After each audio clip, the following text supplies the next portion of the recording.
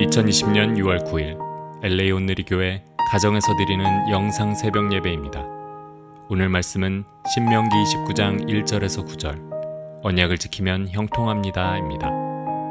이것은 이스라엘과 호렙산에서 맺으신 언약 외에 여호와께서 모압에서 이스라엘 백성들과 맺으려고 모세에게 명령하신 언약의 말씀들입니다. 모세가 온 이스라엘 백성들을 불러서 말했습니다. 여호와께서 이집트 땅에서 바로에게 그의 모든 신하들에게 그의 온 땅에서 하신 모든 것을 너희의 눈으로 보았으니 이는 곧 너희 두 눈으로 똑똑히 본 큰 시험들과 이적들과 놀라운 기사들이다. 그러나 오늘까지 여호와께서는 너희에게 깨닫는 마음이나 볼 수 있는 눈이나 들을 수 있는 귀를 주지 않으셨다. 여호와께서 너희를 광야에서 이끌고 다니신 그 40년 동안 너희 옷은 해지지 않았고 너희 발의 신도 닳지 않았다. 너희는 빵을 먹지 않았고 포도주나 다른 술을 마시지도 않았다. 여호와께서 이렇게 하신 것은 주께서 너희 하나님 여호와임을 알게 하려는 것이었다. 너희가 이곳에 다다랐을 때 헤스본 왕 시온과 바산 왕 옥이 우리와 싸우려고 나왔으므로 우리는 그들을 물리쳤다. 우리가 그들의 땅을 차지했고 그 땅을 루벤 사람들과 갓 사람들과 므낫세 반지파 사람들에게 기업으로 주었다. 이 언약의 말씀들을 지켜 행하라. 그러면 너희가 하는 모든 일이 잘 될 것이다. 할렐루야. 오늘도 함께 먼저 찬양으로 예배 자리에 나아가시겠습니다.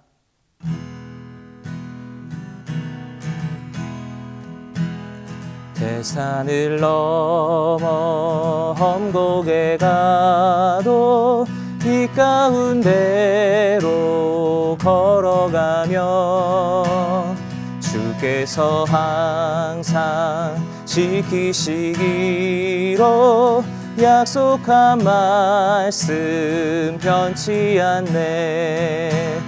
하늘의 영광 하늘의 영광 나의 맘속에 차고도 넘쳐 할렐루야를 힘차게 불러 영원히 주를 찬양하리. 캄캄한 밤에 다닐지라도 주께서 나의 길 되시고 나에게 밝은 빛이 되시니 길 잃어버릴 염려 없네. 하늘의 영광 하늘의 영광 나의 맘속에 차고도 넘쳐 할렐루야를 힘차게 불러 영원히 주를 찬양하리. 하늘의 영광 하늘의 영광 나의 맘속에 차고도 넘쳐 할렐루야를 힘차게 불러 영원히 주를 찬양하리. 할렐루야를 힘차게 불러 영원히 주를 찬양하리. 아멘. 할렐루야. 6월 9일 화요일입니다. 오늘도 하나님 주시는 은혜 햇볕이 우리의 삶에 넘치기를 예수님 이름으로 축복합니다. 계약이란 말 아시죠? 계약은 어떤 대상과 무엇인가를 교환하는 약속을 말합니다. 대표적인 매매 계약서에는 보면 물품을 제공하는 매도자와 이에 대해 대가를 지불하는 매수인이라는 이름이 나옵니다. 두 사람의 합의에 의해서 계약이 성립되지요. 이 외에도 근로계약이나 임대차 계약, 우리가 알고 있는 리스 어그리먼트가 있습니다. 이걸 보면 우리 생활 전반에 계약이 다 있다고 해도 과언이 아닙니다. 그런데 성경에서 말하는 언약이라는 표현이 있습니다. 언약은 하나님과 사람 간에 맺는 약속으로 하나님이 주권적으로 행하시는 피로 맺는 은혜로운 약정이었습니다.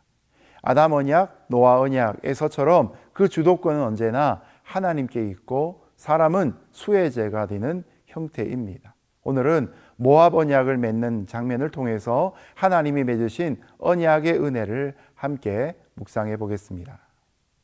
이것은 이스라엘과 호렙산에서 맺으신 언약 외에 여호와께서 모압에서 이스라엘 백성들과 맺으려고 모세에게 명령하신 언약의 말씀들입니다. 하나님은 출애굽 직후에 호렙산에서 이스라엘 민족과 첫 언약을 맺으셨습니다. 이것을 호렙산 언약, 시내산 언약이라고 말하죠. 그러나 이스라엘이 불순종해서 그 언약이 깨졌습니다. 그런데 하나님은 다시 모압 땅에서 그들과 언약을 맺으려 하십니다. 언약, 곧 카버넌트란 말의 원어는 베리트란 말인데 자르다, 끊다, 새기다란 뜻을 가진 바라란 단어에서 왔다고 합니다. 이미 깨어진 언약인데 하나님 다시 묶으시는 것이죠. 언약이란 말이 성경에 280번 등장하는데 주로 창출, 레민신, 모세오경에 등장합니다. 그 중에서 신명기에서 가장 많이 나와서 신명기는 언약으로 도배가 되어 있다라고 말할 정도입니다. 하나님은 이스라엘과 조건에 따라 협상해서 계약을 맺지 않으시고 사랑과 의지를 기반으로 언약적인 사랑을 하신다는 것이 바로 모압 언약의 의미입니다. 호세아서에 보면 하나님께서 불성실한 이스라엘에게 장가들겠다고 말씀하십니다. 그의 남편이 되어 영원히 언약을 지키는 자로 키우시겠다고 말씀합니다. 비록 이스라엘이 신실하지 못해서 언약을 이미 깨뜨린 적도 있지만 하나님은 다시 자신의 언약에 기초하여서 여전히 그들을 사랑하시고 그들을 언약에 걸맞는 자로 계명을 지키는 신실한 백성으로 키워가시겠다고 약속하십니다. 이것이 바로 우리가 믿는 선택의 교리입니다. 하나님은 택하신 자로 하여금 영원한 언약에 동참할 수 있도록 오늘도 우리와 함께 하십니다.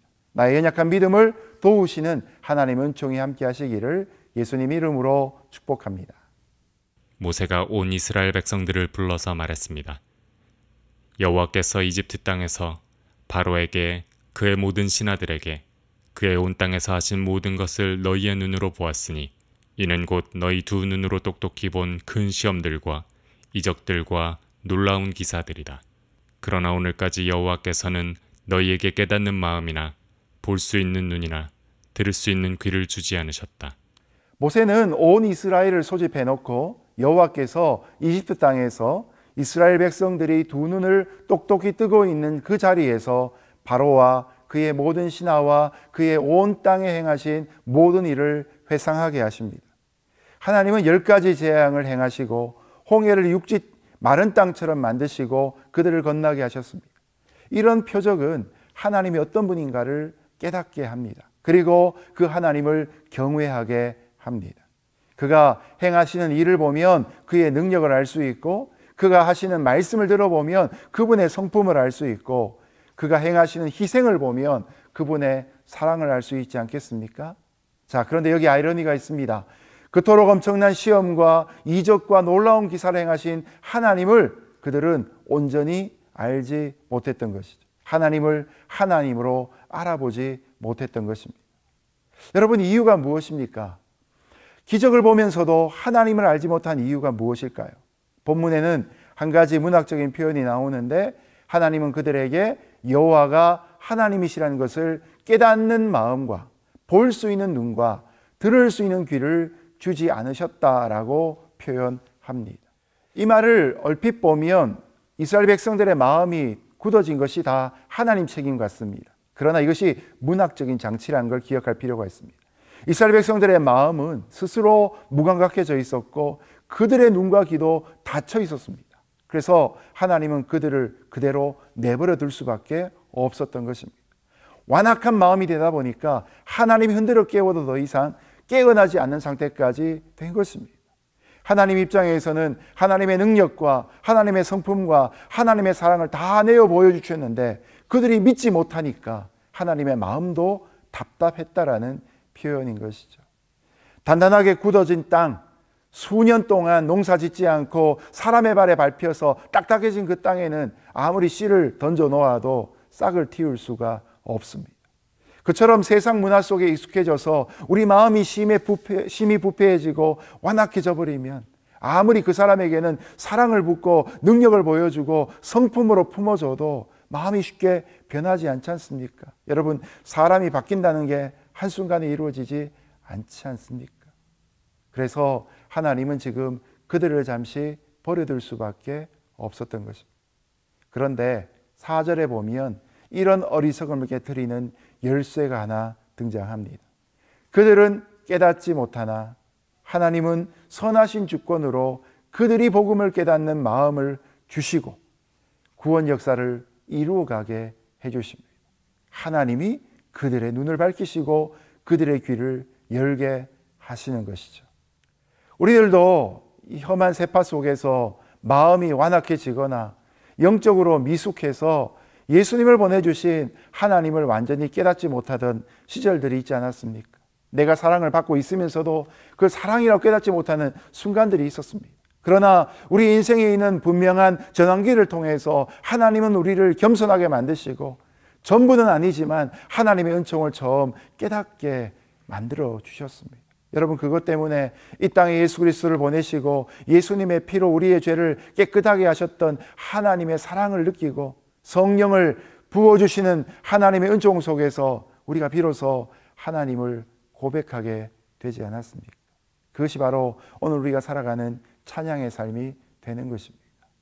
오늘도 힘들고 어려운 순간이지만 우리를 만나주신 그 하나님의 사랑 앞에 잠시 묵상하시고 그 사랑의 깊이를 또한 고백할 수 있는 귀한 하루 되시기를 예수님 이름으로 축복합니다. 여호와께서 너희를 광야에서 이끌고 다니신 그 40년 동안 너희 옷은 해지지 않았고 너희 발의 신도 닳지 않았다. 너희는 빵을 먹지 않았고 포도주나 다른 술을 마시지도 않았다. 여호와께서 이렇게 하신 것은 주께서 너희 하나님 여호와임을 알게 하려는 것이었다. 너희가 이곳에 다다랐을 때 헤스본 왕 시온과 바산 왕 옥이 우리와 싸우려고 나왔으므로 우리는 그들을 물리쳤다. 우리가 그들의 땅을 차지했고 그 땅을 루벤 사람들과 갓 사람들과 므낫세 반지파 사람들에게 기업으로 주었다. 이 언약의 말씀들을 지켜 행하라. 그러면 너희가 하는 모든 일이 잘 될 것이다. 하나님은 이스라엘과 맺은 언약에 신실하셨습니다. 하나님은 이스라엘을 출애굽시키신 후에 40년 동안 광야에서 그들을 날마다 인도하셨습니다. 그 첫 번째 증거가 광야에서 그들의 몸에 옷이 낡지 않았고 발의 신이 헤어지지 않았다는 것입니다. 두 번째는 그들이 빵을 먹지 않고 포도주나 독주도 마시지 않았는데 하나님은 만나를 통해 그들의 생명과 기쁨을 유지시켜 주셨다는 것입니다.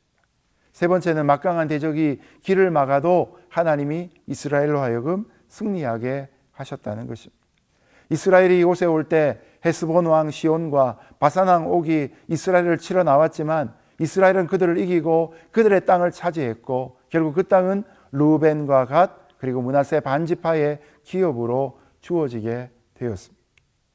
하나님이 이렇게 광야에서 인도하신 것은 하나님이 그들의 하나님 여호와이신 줄을 알게 하기 위한 목적이었습니다.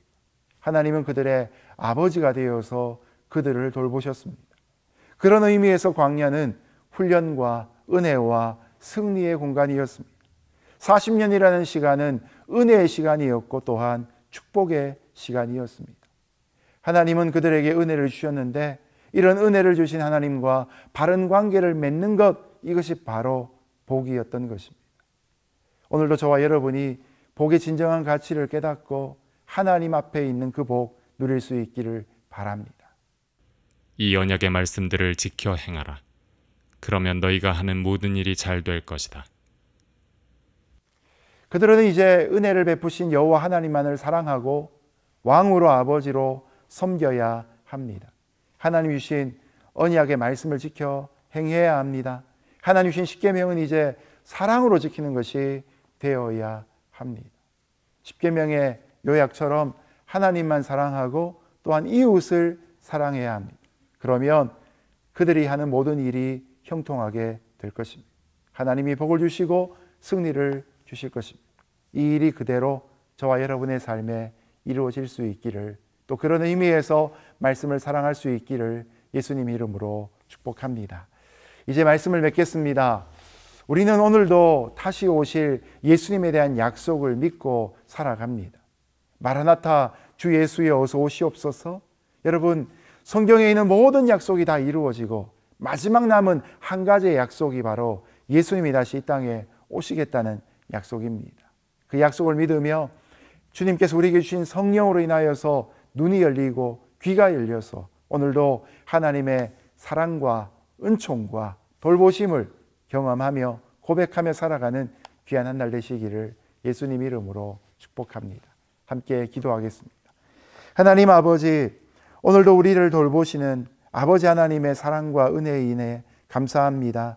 비록 모든 인류가 광야와 같은 시기들을 지나가고 있을지라도 이 시간을 통해서 우리에게 하나님의 능력을 보이시고 사랑을 느끼게 하실 하나님의 계획을 인해 감사와 찬송을 올려드립니다. 주여, 신실한 자가 되어 그 언약 가운데 굳게 서는 귀한 하루 되게 하여 주옵소서. 오늘도 우리의 마음이 주님 주시는 평안함 가운데 복된 한 날 누릴 수 있도록 역사하여 주옵소서. 예수님 이름으로 기도드렸습니다. 아멘.